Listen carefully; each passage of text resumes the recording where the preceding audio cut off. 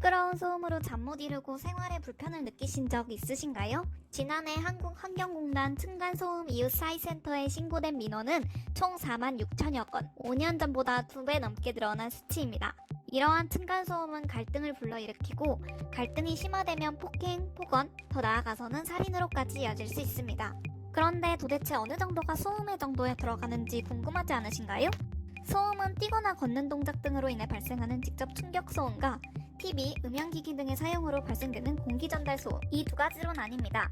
욕실과 화장실 및 다용도실에서 급수, 배수로 인해 발생하는 소음은 제외되죠. 국가법령정보센터에 명시된 층간소음의 기준은 다음과 같습니다. 여기서 직접 충격 소음은 1분간 등가소음도 및 초고소음도로 평가하면 되고, 공기 전달 소음은 5분간 등가소음도로 판단하면 되는데요. 해당 수치를 넘게 되면 소음으로 분류됩니다.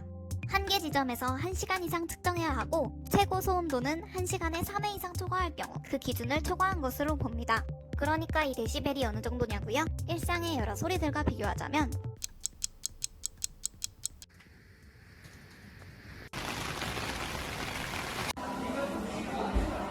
이를 토대로 측정해서 정해진 기준에 넘지 않으면 층간소음으로 처벌이 불가능할 수 있습니다. 그렇다면 층간소음은 서로 조심하는 것이 예방하는 방법일까요?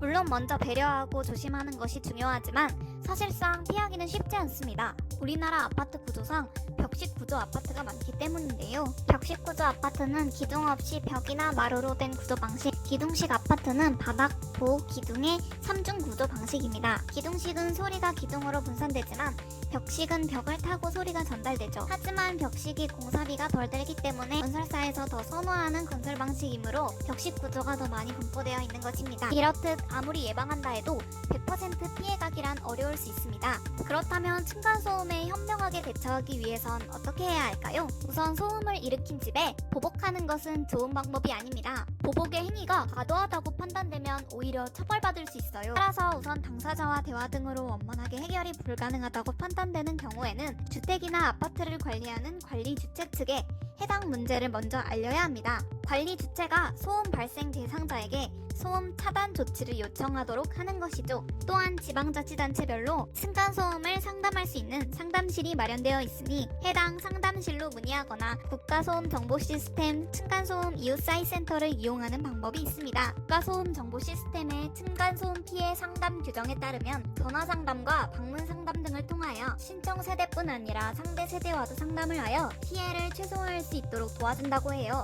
방문상담 신청으로 현장에 직접 방문하게 되면 전문적으로 분석하여 조정 방안을 제시해주고, 분쟁이 지속될 경우 소음 측정까지 실시해주며 층간소음이 해결될 수 있도록 적극적으로 도와준다고 합니다.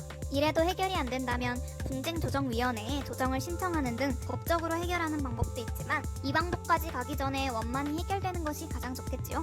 한편 올해 8월 4일부터는 아파트 완공 뒤 사용 승인을 받기 전에 바닥 충격음 차단 성능을 확인하는 성능 검사를 실시하여 기준치에 미달하면 시정 조치를 권고하는 층간소음 사후 확인제가 시행된다고 합니다. 층간소음을 유발하는 바닥 충격음의 기준도 강화된다고 하니 앞으로 조금이나마 층간소음에 대한 분쟁이 줄어들었으면 좋겠네요.